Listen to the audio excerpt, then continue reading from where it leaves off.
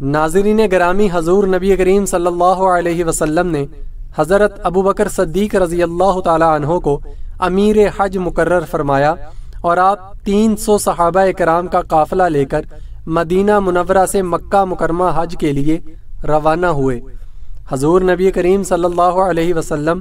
اس سے قبل بھی حضرت ابوبکر صدیق رضی اللہ تعالی عنہ کو کئی اہم ذمہ داریاں سونپتے رہے تھے، اور اب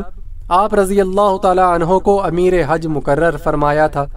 آپ نے امیر حج کے تمام فرائض ادا کیے اور اپنے ساتھیوں کے کھانے پینے اور سونے کا برابر انتظام کرتے رہے۔ آپ حضرت ابوبکر صدیق رضی اللہ تعالی عنہ نے اپنے ساتھیوں کو اس طریقے سے منظم کیا کہ دشمنان اسلام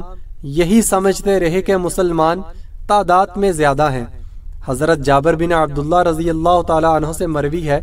فرماتے ہیں کہ جب ہم مقام عرج پر پہنچے تو حضرت سیدنا ابوبکر صدیق رضی اللہ تعالی عنہ نے ہمیں فجر کی نماز کے لیے پکارا۔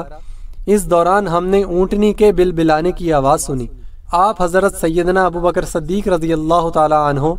ہم سے فرمانے لگے کہ یہ حضور نبی کریم صلی اللہ علیہ وسلم کی اونٹنی کی آواز ہے، اور ہو سکتا ہے کہ حضور نبی کریم صلی اللہ علیہ وسلم خود ہوں۔ اگر حضور نبی کریم صلی اللہ علیہ وسلم خود ہوئے تو ہم ان کی اقتداء میں نماز ادا کریں گے۔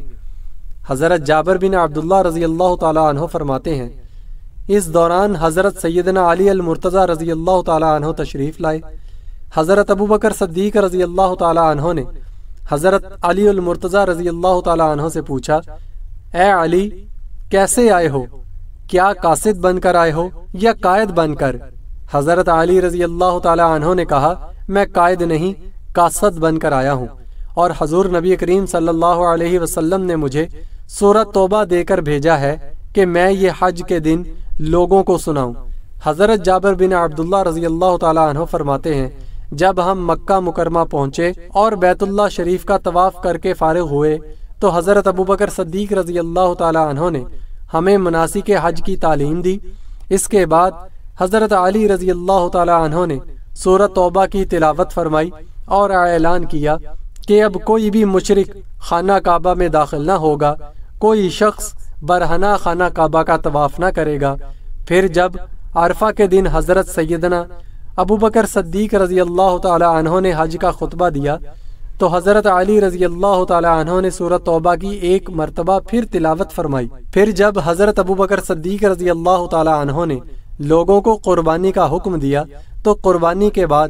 حضرت علی رضی اللہ تعالی عنہ نے پھر سورۃ توبہ کی تلاوت کی، اور پھر جب حضرت ابوبکر صدیق رضی اللہ تعالی عنہ نے صحیح کا طریقہ بتایا اور صحیح کرنے کا حکم دیا تو حضرت علی رضی اللہ تعالی عنہ نے صحیح کے بعد پھر سورۃ توبہ کی تلاوت فرمائی۔ یوں حضرت علی رضی اللہ تعالی عنہ نے حضور نبی کریم صلی اللہ علیہ وسلم کے فرمان کے مطابق 4 مرتبہ سورۃ توبہ کی تلاوت فرمائی۔ حضور نبی کریم صلی اللہ علیہ وسلم نے حضرت ابوبکر صدیق رضی اللہ تعالی عنہ کو امیر حج مقرر فرمایا،